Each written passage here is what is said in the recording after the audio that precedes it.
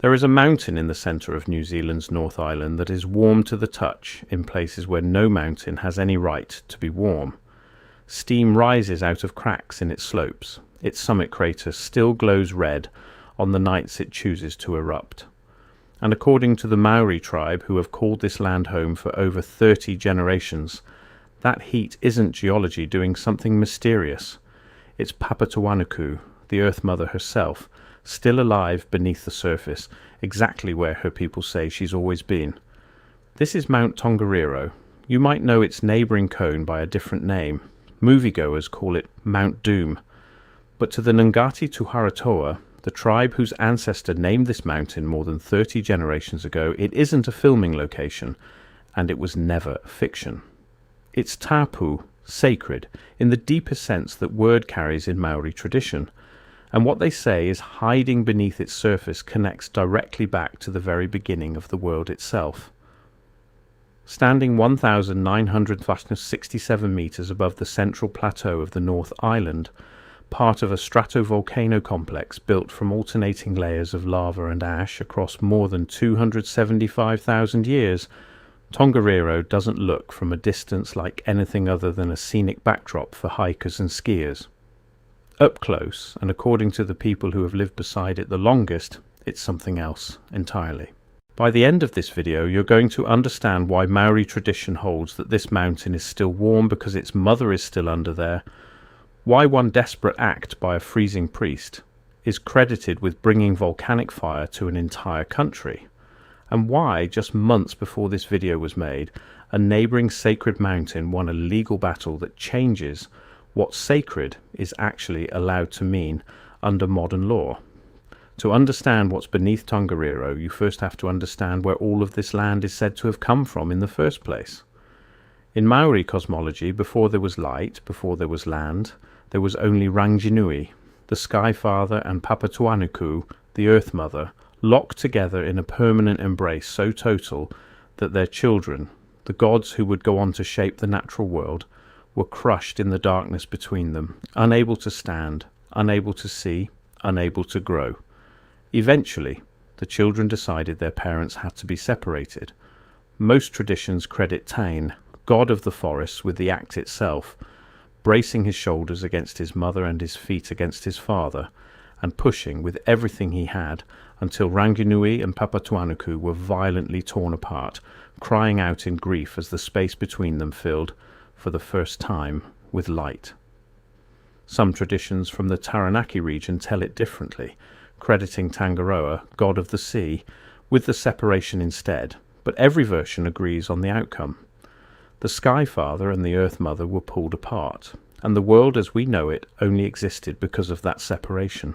Even among the children who agreed the separation was necessary, the grief wasn't universal.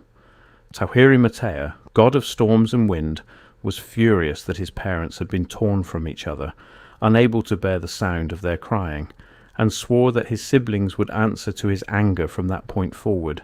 A promise tradition credits with every storm that has struck this land since. That grief never fully ended. According to tradition, Ranginui's tears for his separated wife still fall as rain. And in one specific telling tied directly to this exact region, when Ranginui looked down and saw the mountain Ruapahu, Tongariro's neighbour to the south, standing alone and lonely, he wept two specific tears at its feet. One of those tears became the Wanganui River. The other became Tongariro itself. Sit with that claim for a moment. This isn't a general story about mountains and rivers existing somewhere in the world because gods once cried. This is a specific claim, about a specific river and a specific mountain, both said to be physically formed from the same grief at the same moment, from the same divine tears. If Papatuanuku is the Earth Mother torn from her husband and left below, and Tongariro was formed from her husband's tears falling toward her, then the mountain itself sits at the exact point of contact between two separated, grieving parents, which makes its persistent warmth considerably harder to write off as coincidence. And that warmth has its own specific origin story, one that doesn't reach back to the creation of the world, but to a single desperate night, and a priest who nearly didn't survive it. According to the tradition of Ngāti Tūwharetoa, the high priest Ngātoro-i-rangi travelled to this region generations ago to lay claim to the land, arriving to find a rival, Papatuanuku, attempting to claim the very same territory. To settle the dispute, Ngātoro-i-rangi decided to climb to the summit of Tongariro, reasoning that whatever he could see from the top would be his. He set out, telling his followers to fast and stay behind until his return. He badly underestimated the mountain. A brutal southerly wind hit him partway up the climb, and by the time he reached the summit he was freezing, exhausted, and close to death. Some versions of the story say his followers, growing impatient, broke their fast before he returned, worsening his situation further, as if the mountain itself were punishing the failure to keep faith. Either way, Ngātoro-i-rangi found himself dying at the top of a mountain he had climbed specifically to claim, with no way to warm himself and no way to call for help that anyone nearby could actually answer. Picture the position he was actually in. A respected priest arriving in unfamiliar territory to settle a land dispute through nothing more than the act of seeing it from the highest point available, suddenly stripped of every advantage his status usually afforded him, reduced to a single freezing man on an exposed summit, watching the wind take away the very thing his claim depended on, his ability to survive long enough to make it. So he called across the ocean instead. According to the tradition, he prayed to his sisters back in Hawaiki, the ancestral homeland, and asked them to send him fire before the cold finished what the climb had started. And the fire came. Not overland, and not by any route a rescue party could have followed. According to the story, the fire travelled underground, surfacing first at Waikari. White Island, still one of New Zealand's most active volcanoes today, then continuing beneath the earth through Mutahora, through the Rotorua Thermal District, through Tarawera, Pairoa, Orake Koroko, and Taupō, a chain of geothermal sites that anyone can still visit right now, each one a real documented, currently active volcanic or geothermal feature, before finally reaching Tongariro and bursting up at Ngātoro-i-rangi's feet, warming him just in time to save his life. That's not a short list of stops chosen for poetic effect. It's a specific, ordered sequence of real places, each one still steaming, still bubbling, still drawing tourists to soak in naturally heated water. Today, exactly where the story says an underground fire once passed through on its way to save a dying man. Whoever first told this story wasn't describing a vague, unlocated miracle. They were describing a route, with waypoints, across a landscape they clearly knew in specific geographic detail. Here's where the story stops being confined to one mountain and starts explaining an entire volcanic region. Every single site the fire is said to have passed through on its underground journey, Waikari, Rotorua, Taupō, and the geothermal fields in between, is a real geologically active location today, part of the same volcanic system geologists now call the Taupō Volcanic Zone. The legend doesn't describe one isolated miracle. It describes an entire underground network of fire arriving at each of those places in the exact order they sit along the same real geological fault system, ending at the exact mountain where the story says the priest was saved. And crucially, in this tradition, that fire isn't remembered as a punishment or a curse laid on the land. Ngātoro-i-rangi is credited with bringing volcanic activity to Aotearoa as a gift, not something imposed on the whānau of gods below, but something called down deliberately in a moment of genuine desperation that has never fully gone out since. Mount Tongariro, the younger cone rising from Tongariro's own volcanic complex, has erupted more than 70 times since 1839 alone. The fire the story describes arriving at Ngātoro-i-rangi's feet is not a metaphor confined to the past. It's still active, still documented, still capable of erupting again without warning. So that's the warmth beneath the surface, Papatuanuku's own body, and the fire a dying priest once called down to save himself, both still present, both still occasionally breaking through to remind everyone standing on the surface exactly what they're standing on top of. But there's a third layer to this landscape, and it isn't about what's underground at all. It's about a fight that took place on the surface between mountains that tradition says used to be able to move. According to the wider mythology of this region, the mountains of the Central Plateau, Tongariro, Taranaki and several others, were once warriors competing for the affection of a single beautiful mountain named Pihanga. The rivalry escalated into open battle, and Tongariro won. Taranaki, defeated, was forced to retreat entirely from the region, travelling west until he reached the coast, where he stands alone today, a solitary, symmetrical volcanic cone rising out of flat farmland, roughly 200 kilometres from every other mountain in the story, physically isolated in exactly the way you'd expect a defeated rival, banished after losing a fight, to end up. If you've ever looked at a map of New Zealand's North Island and wondered why one nearly perfect volcanic cone sits alone on the coast, hundreds of kilometres from the cluster of mountains it geologically resembles, Maori tradition already had an answer for that long before anyone thought to ask a geologist. Geologists studying the region can tell you what Taranaki is made of, how old its lava flows are, and roughly when it last erupted. What they can't tell you, not with any instrument or survey, is why it stands so completely alone.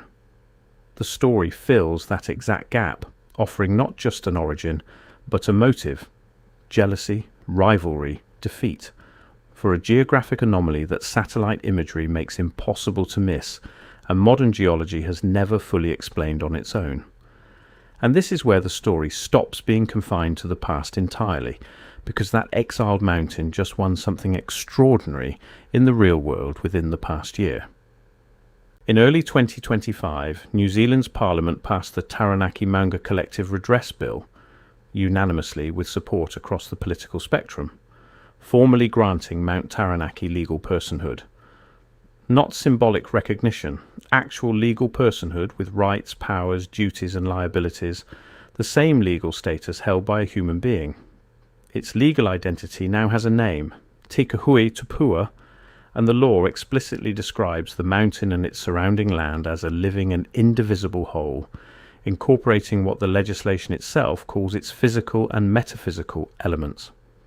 A new body, made up of representatives from local Maori tribes, alongside government appointees, now exists specifically to act as, in the government's own words, the face and voice of the mountain.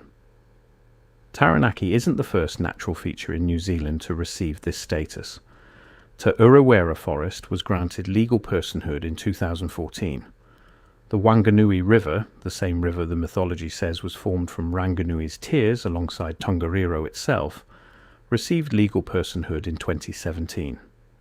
Taranaki, the exiled warrior mountain of the old story, became the third, closing out a decade-long pattern in which the country's legal system has been steadily, formally catching up to what Maori tradition had already been saying about these places for centuries. As one lawmaker put it directly to Parliament on the day the bill passed, the mountain had long been an honoured ancestor, a source of physical, cultural and spiritual sustenance, and a final resting place for the people connected to it, language that would have sounded to most outside observers a generation earlier like poetry, rather than the literal text lawmakers were using to justify a binding piece of legislation. The legal recognition didn't emerge out of nowhere either. It settled a specific historical wrong: the 1865 confiscation of the land that would later become Egmont National Park, seized from Maori during New Zealand's colonial wars and only formally acknowledged, addressed and redressed a century and a half later. Restoring the mountain's original name alongside its new legal status wasn't a separate gesture. It was part of undoing the same act of dispossession all at once in a single piece of legislation. Tongariro hasn't received that exact legal status itself, but its own protection began even earlier, and in its own way, just as remarkably. In 1887, more than a century before any of these personhood laws existed, the paramount chief of Ngāti Tūwharetoa, Te Hauhau Tukino IV, made a preemptive decision to protect this exact mountain from the same colonial land seizures that would later strip Taranaki away from its own people. He formally gifted the peaks of Tongariro and Ngauruhoe and part of Ruapahu to the Crown, on the specific condition that the land become permanently protected. That gift became the foundation of Tongariro National Park, New Zealand's first national park, established in 1894, and today the mountain carries UNESCO World Heritage status for both its natural and cultural significance simultaneously, one of the rare sites on Earth recognised for both at once. Even the mountain's recent brush with global pop culture has run directly into this same tension. When Tongariro and Ngauruhoe were used as filming locations for Mount Doom in Peter Jackson's Lord of the Rings trilogy, Ngāti Tūwharetoa objected to any depiction of lava or volcanic destruction being filmed directly on the sacred summit itself, a request the production respected, relying instead on digital effects added afterward, rather than treating the actual mountain as a backdrop for fictional devastation. A sacred living ancestor doesn't get filmed erupting for entertainment, even when the whole world is watching. So when you ask what the Maori say, Papatuanuku is hiding beneath Mount Tongariro, the answer isn't a secret chamber or a buried artifact waiting to be found. It's something far harder for modern institutions to fully account for. A mother separated from her husband at the beginning of the world, still present beneath the surface of a mountain formed from his grief. A fire called down by a dying priest, still burning in the same underground network the legend described, more than 70 eruptions later.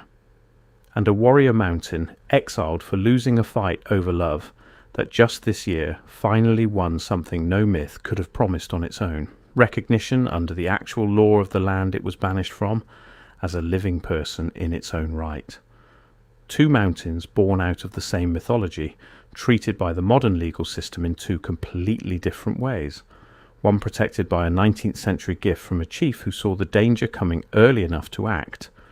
The other only formally recognised as a living ancestor 138 years later, after the land had already been taken and then eventually given back in law, if not in full.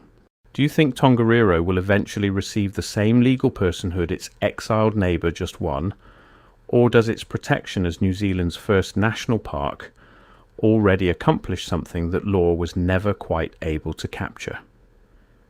Let me know what you think in the comments, and I'll see you in the next one.